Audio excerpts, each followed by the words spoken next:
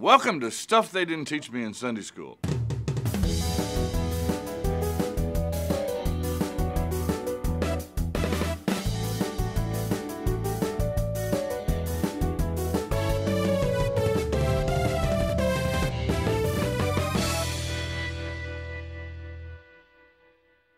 You can be too good. You can be just too good so that you become a target for everybody else. Sometimes that happens in business, where somebody is just too good at what they do and they become the target for everybody that's just a little bit jealous about how well that person is doing. It happens in the Bible too. David was just too good. He had killed the Philistine, Goliath. He was a champion on the battlefields. He was just a likable guy. He was just too good. And Saul decided that he needed to get rid of this David guy. So on a couple occasions he tried to kill him. David ended up going on the lam, running away from Saul, carrying out kind of a Robin Hood kind of existence as he gathered a group of men around him and then carry on raids on cities and hide from Saul in the countryside. There's a couple of stories in here, though, that I want to highlight for you because I think they give you a little insight into the background, into the history, and into the culture of the times. There came a time when David was running away from Saul, and he went into a cave. Saul went into the same cave. David snuck up, cut a bit off of Saul's robe, and then snuck away again. David's intent was to say, I could have killed you, but I didn't. A little bit of the background. Every Israelite was to wear garments, and under that garment somewhere they were to wear tassels on four corners of their garments.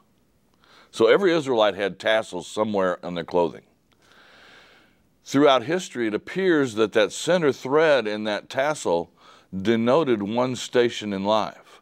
Whatever color that was would tell you what station in life that person had, that center thread on that tassel. And chances are that from the best translations we have, that what David cuts off is that tassel from Saul's robe, that tassel that had the center thread that said that Saul was the king. David feels horrible after having done that. David has vowed to not lift a hand against, quote, God's anointed, Saul. And yet, in David's mind, by cutting that tassel off, he has said to Saul, I cut you off as king, and hope God will do the same.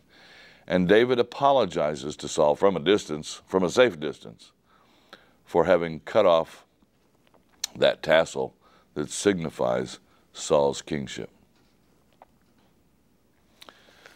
It would not all end well for Saul. David would go through a time when he had to go and live with the Philistines.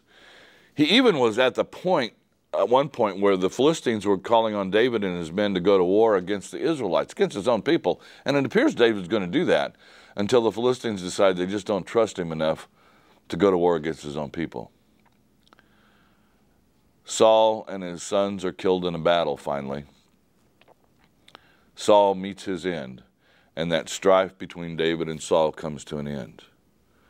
The next king of Israel, the next prince of Israel, as God terms it, will be this shepherd boy turned Robin Hood, now turned king of a nation. David is a larger-than-life figure in the Old Testament, and we'll look at that in some future editions of Stuff They Didn't Teach Me in Sunday School. But for now, just note that God had his hand in this whole historical mess to make sure that his man becomes the next prince.